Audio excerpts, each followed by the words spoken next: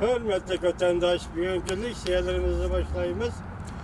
Bugünkü saat 2019 yıl 3. ayının 6. günü. Haftaki Seyşembe. Leksiyalarımızı Washington'dan sözleyimiz. Leksiya da size Radyo Rozu.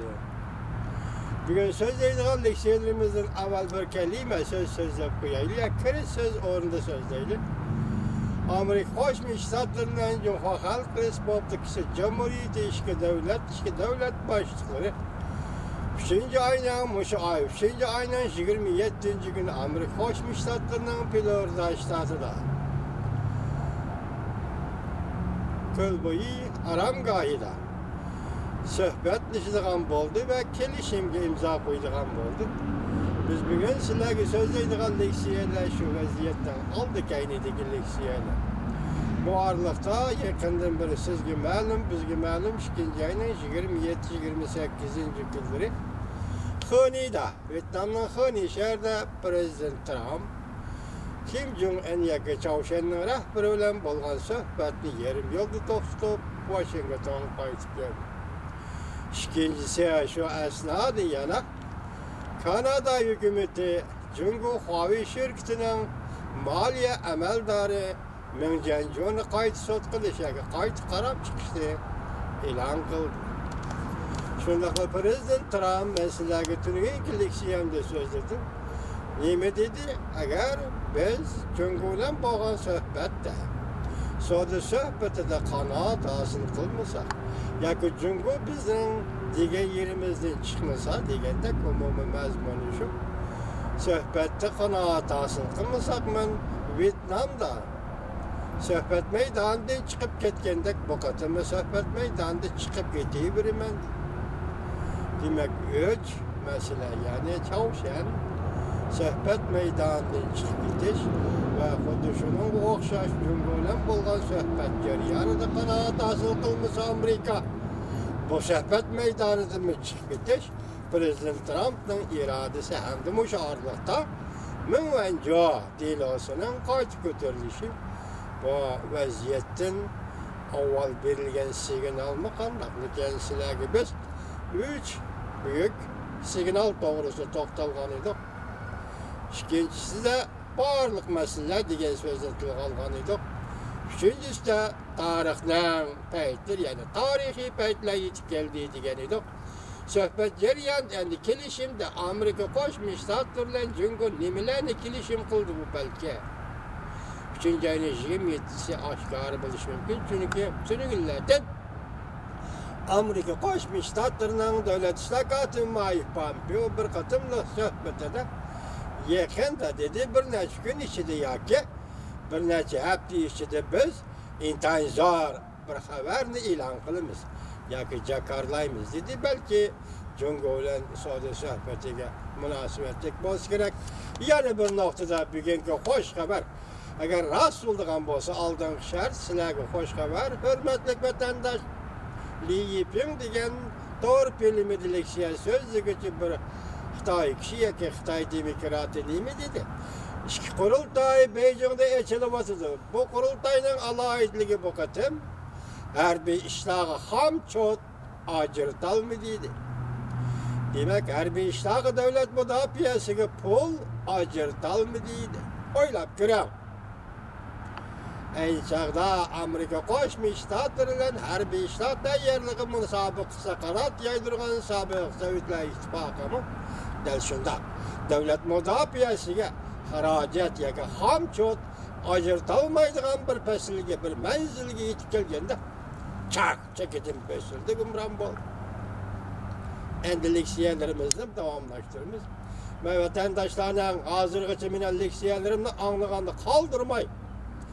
Siz evvelki çanlavatkanlığını görüp durup da ben koyuluvatkansan, körüvatkan adamlarının sağında silahı rahmet. İnsan evvel bizden birinci burcumuz emgekli hürmet kılış. Uygur halkının, anlıqçılarının meyli, Uygur'a kırındaş milletlerinin, yana başka anlıqçılarının şu tarihi de, şu zihni de, şunda anlap kelivatkanı köp rahmet eytimin. Bugün söyleydiğin leksiyanın 5'deki 2 parça leksiyada Nayet eğer gepler var. Şunu bu meseleye dikkat kılsınız vatandaş. Belki 3. ayın 27. günü iki devlet başlıklarından sohbetinin qaysı derecede bulunduğunu kıyas kıla alaysınız. Biz vakit yetip gelgiçe, 3. ayın 27. yetip gelgiçe hazırlıklı vaziyet ve şunun münasebetliklik siyerlerini söyleyip durayım. Mavzumunda Amerika-Cumhuriyeti kelişimi imzalaşkı yakınlap geldi. Prezident Trump bilen Xi Jinping ay ahırda görüşüp Saudi kelişimiga imza koydu. Mavzulu haber 3. ayının 4. günü Amerika Ovoz'dan Xitay til programmasi e'lon qilindi. Haber bunday başlandı. Washington Amerika Cumhuriyeti devlet nayeti tez arada bir parça Saudi kelişimi imzalaydı. Wall Street gazeti haber qilib bunday ko'rsatdi. Beijing Amerikadan import qilinadigan yezigilik mahsulotlari, ximiyaviy mahsulotlar, mashina va boshqa mahsulotlardan oladigan tamoyil bejini azaytishni va cheklamalarni qo'yib o'tishni o'ttirg'a qo'ydi. Yoki shunday qilmoqchi bo'ldi. Amerika taraf bo'lsa o'tgan yildan boshlab Jungodan import qilingan tovar mallarga qo'yilgan tamoyil bejini amaldan qoldirishni o'ylashadigan bo'ldi. Wall Street gazetining ikki tarafdan xabar manbalaridan ilib anglatgan xabarlarga asoslanib xabar qilishicha 2 oy suhbat o'tkazish orqali Amerika Cumhuriyeti bir parcha savdo kelishimi allaqachon bir shaklga kelib bo'ldi. Ular yani iki devlet o'xshashla mundaq ogohlantirdi. İki devlet o'rtasida yanada zo'r ixtilof bor. Hamda her iki taraf devlet ichida besimga duch kelyotdi.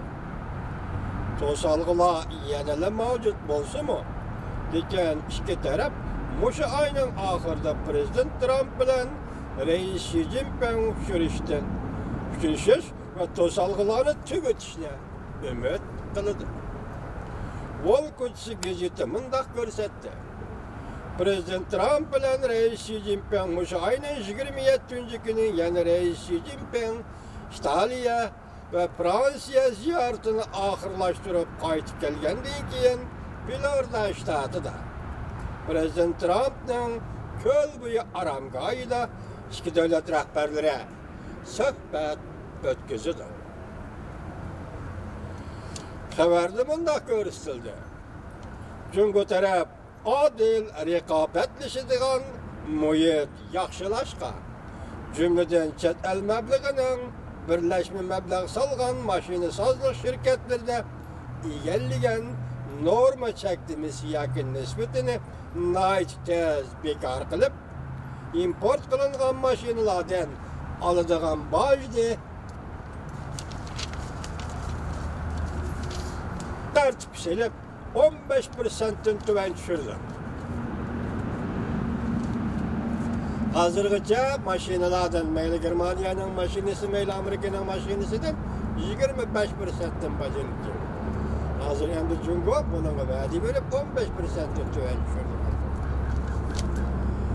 Beijing yana bunday ko'rsatdi. Amerikadan texmi ko'p mahsulot sotib olamiz.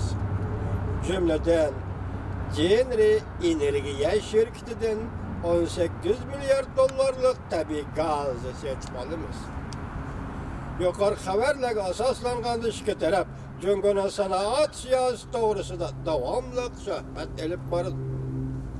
Amerika taraf Jungo tarafdan Jungoning ichki qismidagi shirkatlar, jumladan davlat egiligidagi shirkatlarni adil bo'lmagan raqobat ustunligi bilan ta'minladi deb tanqid qilib keldi.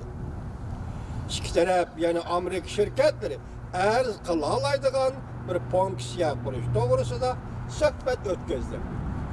Buningda qasqalganda iki taraf Amerika şirketleri arz qila oladigan masalan savdo majrolari to'g'risida arz qila oladigan bir fonksiya qurishdi. Bu fonksiya elki Amerika Cumhur bəgən vədisi icra qılamdı, qılmamdı. Tekşiriş komisiyası təsis qilishi lazım degan talabning ismini yumshoqlatib ko'rsatilishi ve yoki ikkinchi bir xil organ bor. Masalan, Amerika şirketleri arz qila oladigan komissiya, masalan, Amerika hukumati Jungo va'dasi turamli icra qiladigan qilmaydiganligini nazorat qiladigan komissiya. Hozir ikki hukum. Bu keyin oldimizda aydınlashishi mumkin. Agar birinchi hukum keyingi hukumga yumshoqlashtirilgan bo'lsa, Jungo bu yerda yalvorib turib olgan bo'lishi mumkin. Çünkü devletlerin içindeki kişiler bunu kabul kılmaydı deb yalvarıp turib olgan bo'lishi mumkin. Agar bu yumshoqlashtirilmagan ikkinchi hukum bo'lsa, bu holda bir nazorat qilish komissiyasi, ikkinchisi Amerika shirkatlarining Jungoda arz qilish komissiyasi. Ikki hukum bu. Wall Street gazeti xabar qilib, boshqa xabar manbalaridan naql keltirib bunday ko'rsatdi. Amerika taraf, Beijing taraf ve besim ishiltiyotdi. Amerika tamojda baja qo'yish siyosatini yo'l qo'yayotgan ahvol ostida Jungo Amerikadan o'ch oladigan harakatni qilmasligi kerak deb talab qo'ydi. Jungo taraf agar Amerika taraf qo'ygan bu talabga qo'shiladigan bo'lsa, Jungo 19-asrda G'arb jahongir davlatlari imzolagan tengsiz shartnomalar derhal kişilerin tasavvuruna gelir. Demek Amerika bazı bağ türlerini ve xillerine to'xtatish kerak. Amerika'dan o'ch olaman demesi kerak. Amerika bunu qildi. Mesela Amerika jazolayotgan tahdidda. Amerika bunu qildi, men o'ch olaman demesi kerak. Bu Amerika qo'ygan talab nima deydi? 19-asrda tengsiz shartnomalar derhal kişilerin tasavvurida hozir bo'ladi. Prezident Trump o'tgan hafta umidvorlik bilan bunday ko'rsatdi. Men Rais Xi Jinping bilan kelishimga imzo qo'yadigan yuqori darajalik suhbatni o'tkazaman. Tunigan kashda Prezident Trump Twitter'da fikr qoldirib, aslida Shinjayning 2-kundan boshlab yo'lga qo'yilgan Jungoning 200 milliard dollarlik to'g'rimalari qo'yilgan bajni kechiktirganligini jakardi. Prezident Trump bunday ko'rsatdi. Aqliy mulk huquqi va texnika o'tinib berish qatorliq muhim masalalarda ikki tarafning suhbatida amaliy ilgirlash bo'ldi. Lekin Prezident Trumpning Jungo bilan oldirab